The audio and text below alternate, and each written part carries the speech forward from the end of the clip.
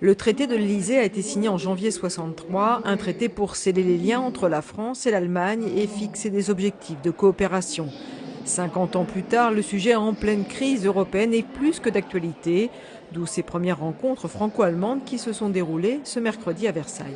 Il fallait à tout prix avoir un événement en Île-de-France. Ce n'est pas le cas. Il y a eu un événement à Sarrebruck, il y a eu un événement à la cathédrale de Reims. Il y en aura un la semaine prochaine à Ludwigsburg, où le général de Gaulle a fait son discours à la jeunesse allemande en allemand en 62.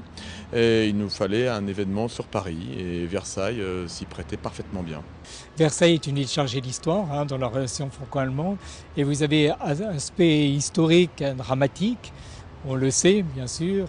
1919, le traité de Versailles, où les Allemands finalement sont acculés à cette capitulation. Des experts du monde économique universitaire étaient présents pour échanger autour d'un invité d'honneur, Alain Juppé. L'ancien ministre des Affaires étrangères trouve une signification toute politique à ces rencontres. La relation franco-allemande est plus que jamais une responsabilité historique dans une Europe dont on voit bien aujourd'hui les turbulences.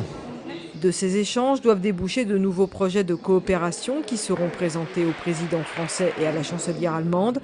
Un colloque surtout ouvert aux plus jeunes, cela n'est pas anodin. Le département compte un établissement franco-allemand à Buc et un lycée international à Saint-Germain-en-Laye.